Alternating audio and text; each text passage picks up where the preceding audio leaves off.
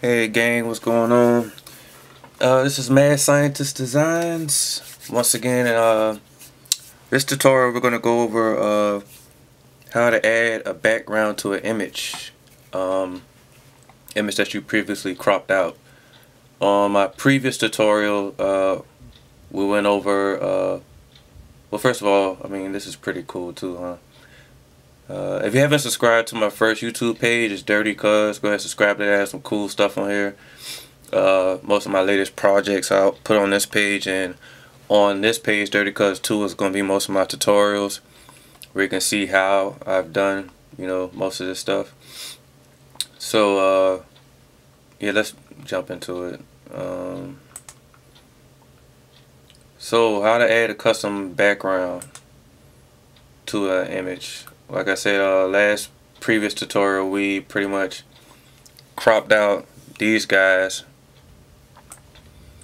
pretty much from a standard background, regular back shot, cleaned it out completely, so we can use that on we use any background you want for that pretty much. But and I know I said I was gonna show you how to do how to clean up the face and all, but I'm actually gonna do that on another tutorial. But for a quickie right quick, just to let you know what type of tool we're going to be using, is called the stamp tool, which is this tool right here.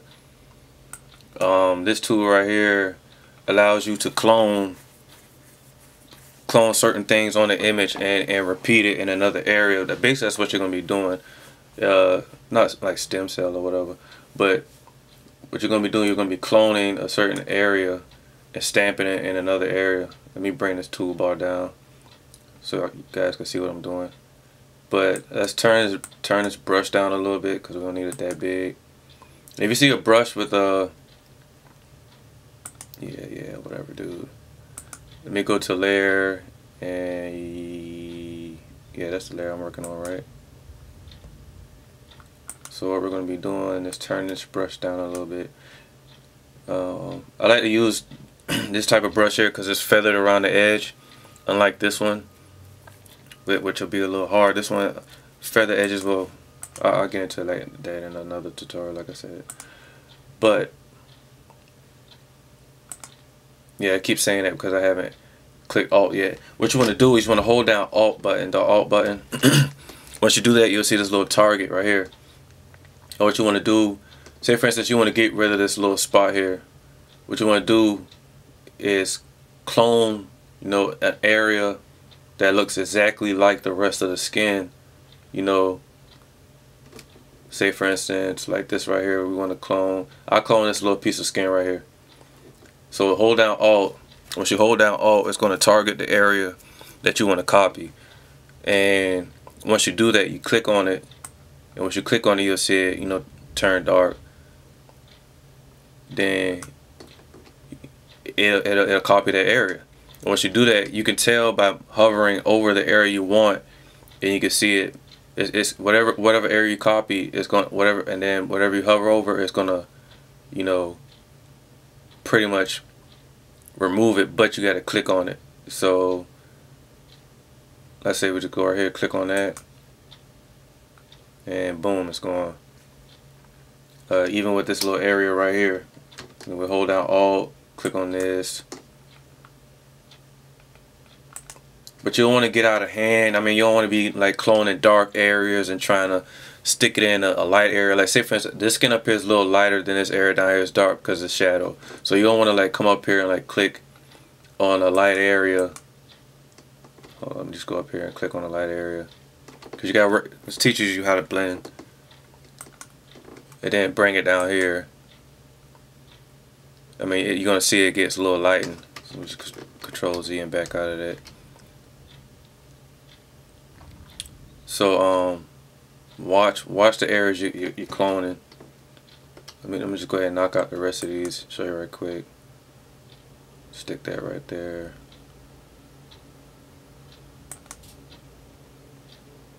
Boom. This tool is kind of used a lot when you're dealing with like photography, like with models, glamour shots. This is usually what, you know, designers do before they even start adding like airbrushing or makeup or anything like that. They'll go ahead and knock out this right here, like knocking out the little if a person have any like pimples or bumps or like scratches or stretch marks, stuff like that. It's quick easy cleanup tool. Well, I know that's what I know I like to use, but I know most people use that.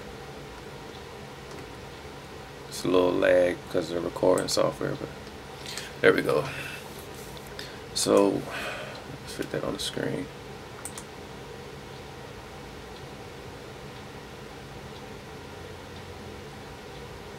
Yeah, and as you can see, it's not there no more. None of those spots.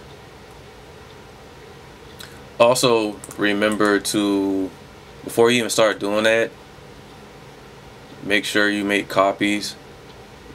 Like what I should have done, I should have just clicked this and just dragged it down to like right here and make a copy. And then I usually hide one of the original copy and then, you know, do whatever I want to this. So if I do screw up somewhere, I'm like, okay, I messed up, I could just delete that and just come back to the original copy, duplicate that again and work on it. This is always good to make backups, you know. You don't want to mess up on something. Anywho, I'm not going to work on this image right now with the backgrounds. I'm going to work on this one. I already cropped this one already.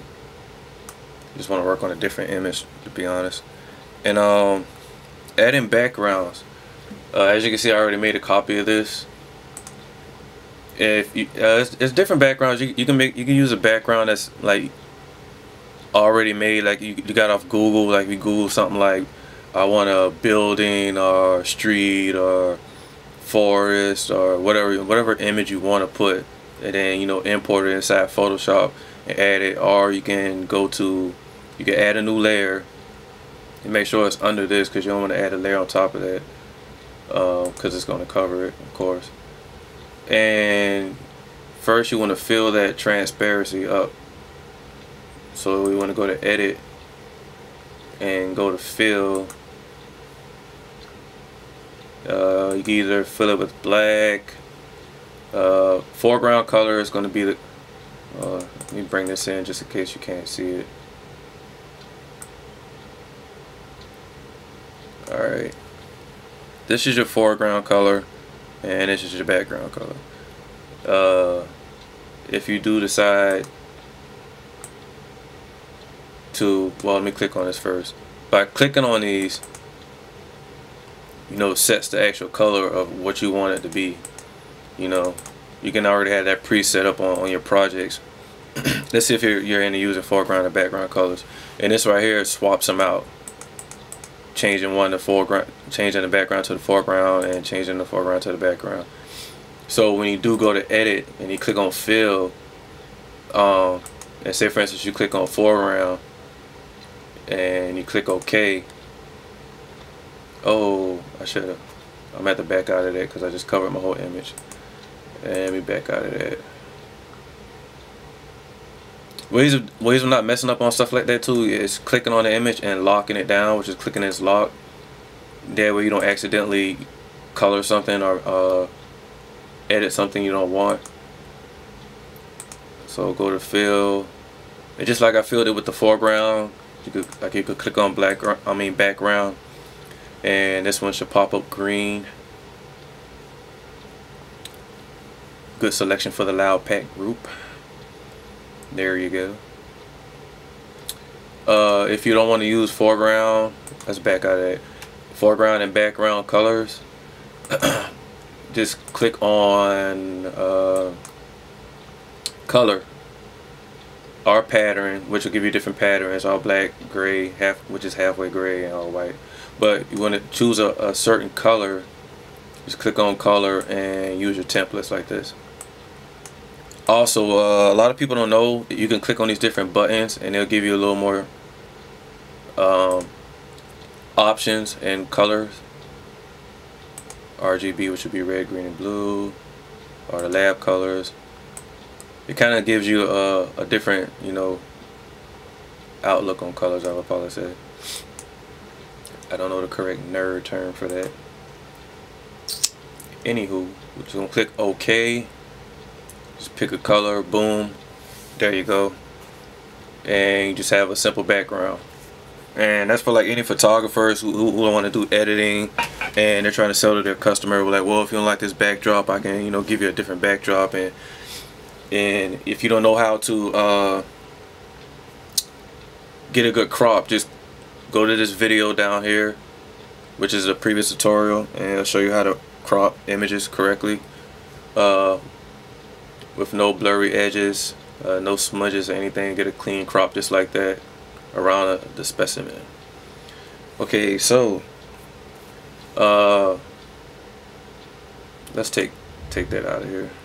Well, actually, I'm gonna leave that on. If you double click on the layer, I'm pretty sure if you're familiar with Photoshop. If not, I'm gonna go ahead and show you.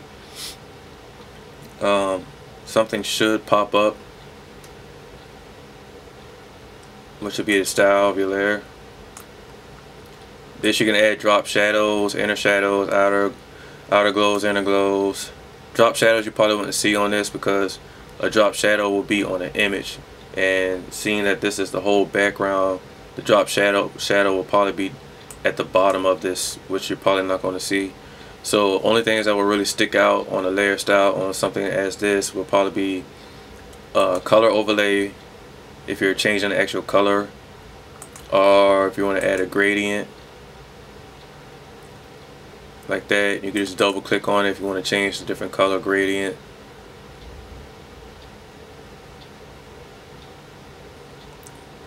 You should be double clicking on this.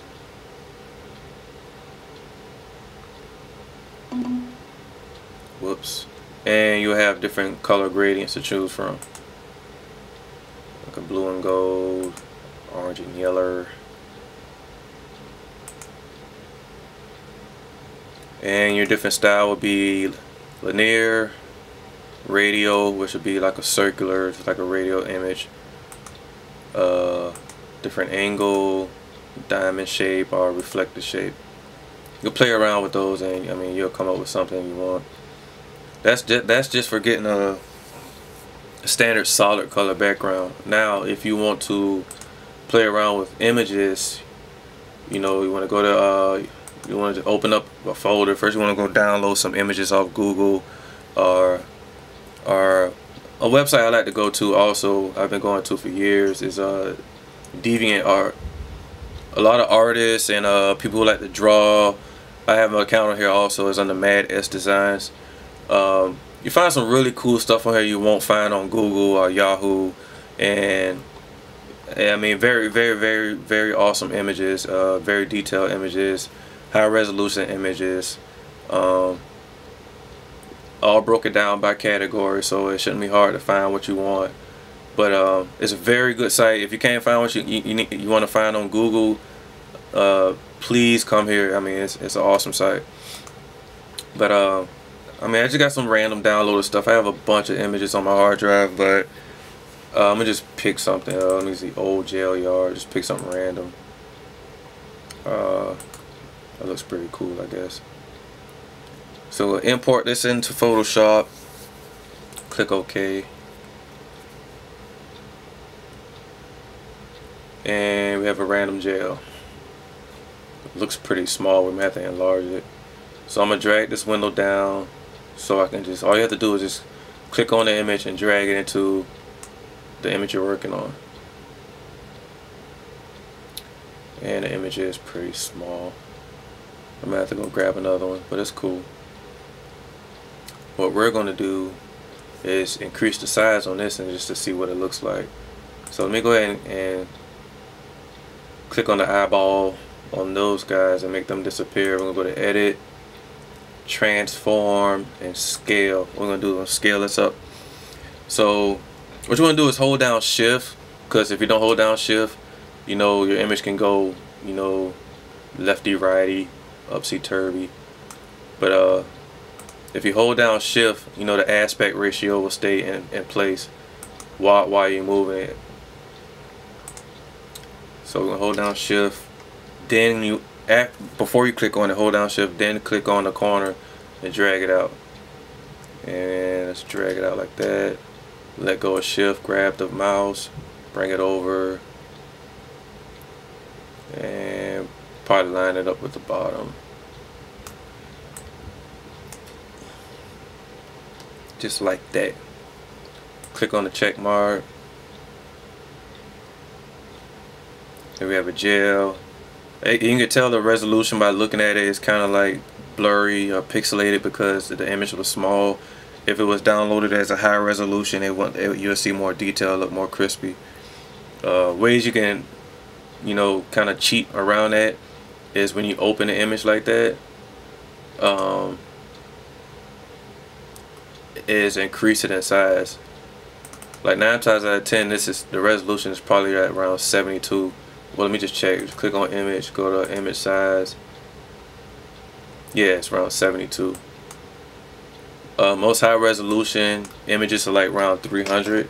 So if you just click on that, you can see how that automatically jumps up, and it jumps up to an 8 megapixel image instead of just saying, let's go back to 72. So if I just increase this to like 1200, the picture is still at 2 megapixels, meaning it's still at the same quality. But if you actually back out of that, raise the resolution, this will jump up also, but as well the megapixel, because of the resolution is high. Remember, megapixels, like in the last tutorial, is basically another term for resolution. The higher the resolution, the better the quality of the picture. It's still going to be blurry because, I mean, you're basically stretching out an image that's already small. Remember, the best images are going to be like, pretty much large in resolution, so large in size. So I'm just what I'm gonna do, I'm gonna drag that in and see if there's a big difference. And let me just exit out of that. No, I don't want to save that.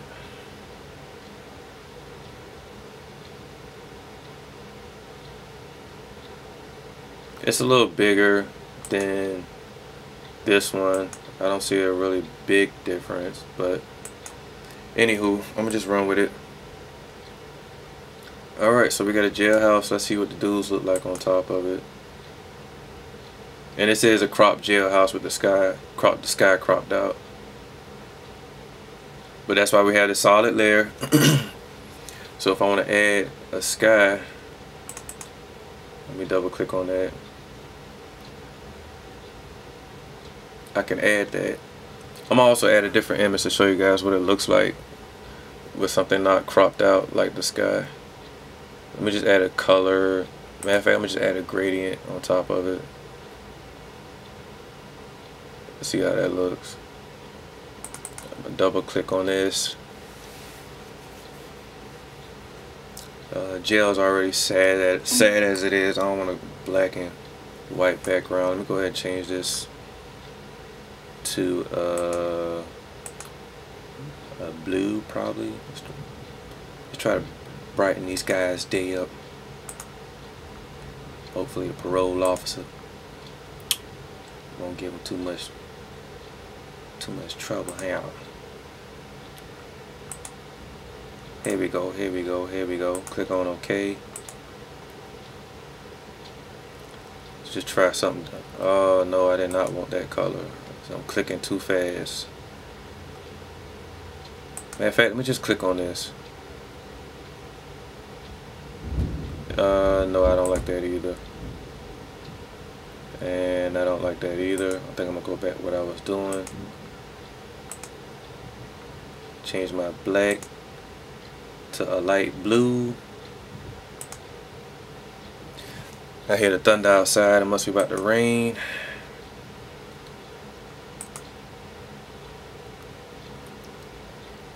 Hope I got my rain boots.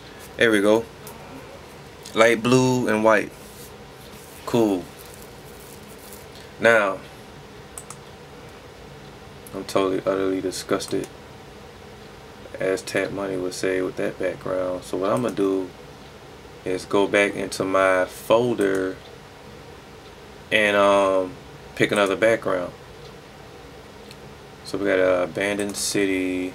Let's see what that looks like. No, I don't like that. I think all these images actually are cropped. I got all these images off. No, I don't like that either. High quality image, abandoned background. That's probably where I was looking for that picture. Dead end street. I'll just try this. You guys get the concept. I'm gonna just try one more image, then I'm gonna show you some other stuff on the next tutorial. But that's how you bring in backgrounds and how you make your own background. What is this, a roller coaster? So we'll click and drag that in.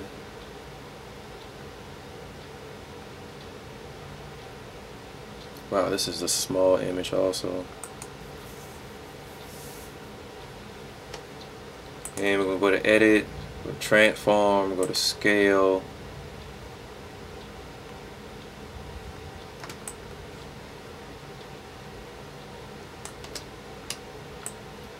Which also teaches you one more thing. When you're looking for backgrounds, make sure they match up with your, if you want everything kind of stay in the same quality, make sure they match up with the image size. This one's going to be around 7 megapixels, which is around 2000 in height. I kind of scaled this one down from earlier. This was a high image shot. What I'm going to do, I'm probably going to scale these dudes down. See how it look also. I mean, you don't have to always scale the image depending on what you're working on.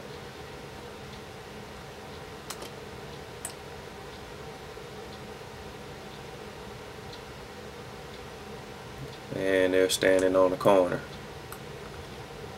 Try to be more realistic. I mean, these guys probably won't be the same height as this stop sign. So, when you think about people standing on the corner, try to picture them just standing.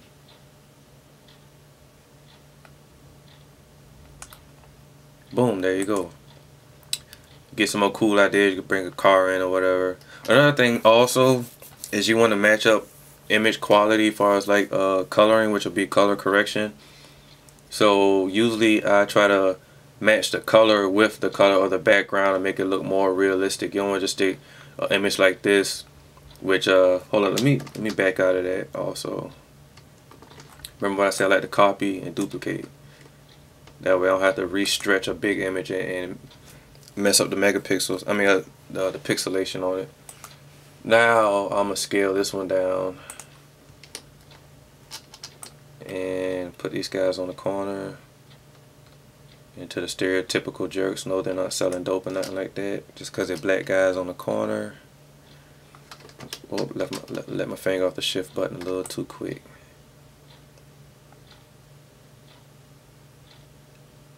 That's about cool. Yeah, because as you can see, I mean, that's not gonna, as far as the color, I mean, you can tell by the lighting, you know, that's not matching up with the background. Well, but good way to work on color correction is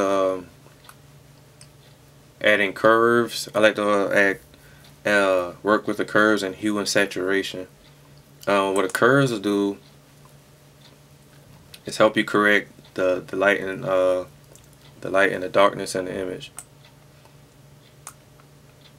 As you can see, the darker areas down here and the brighter areas, which will be the white.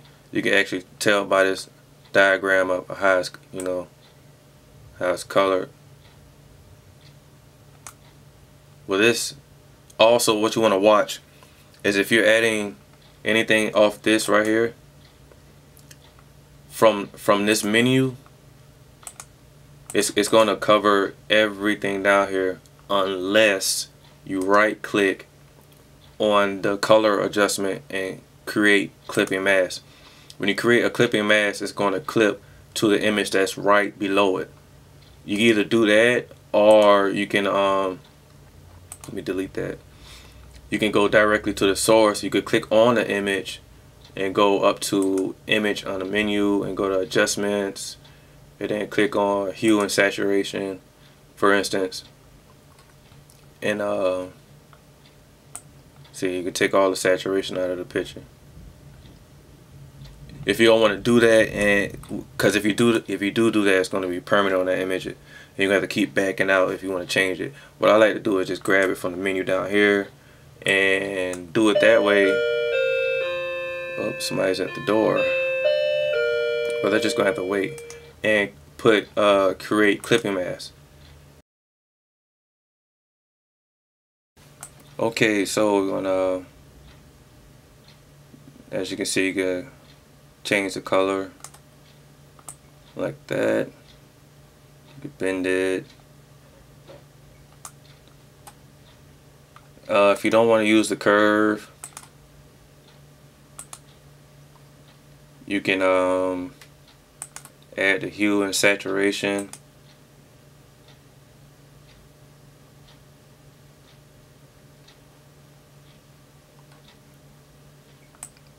Just kind of like drop out some of the saturation in it, kind of make it blend with the back, give it the kind of that older look. Hold on, let me clip this to this image. You could play around with it. I mean, if you wanted to go over the whole image, that's cool or whatnot, but you know, let me bring that up a little bit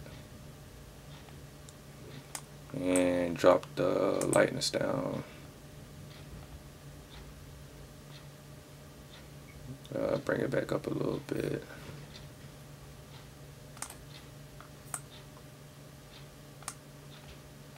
That's a little too dark. Cool. Basically, you want to match the color with the color of the area. If it's dark, if it's kind of shaded down here, you want to kind of shade the image to bring it down like that. But yeah, cool. That's how you add backgrounds on. And the next one, I'm gonna show you how to I don't know. Let's see if we can try to do a mixtape. Show you guys how to do a mixtape with these guys. And log back in, subscribe to the page, leave a comment, and I'll check back with you guys.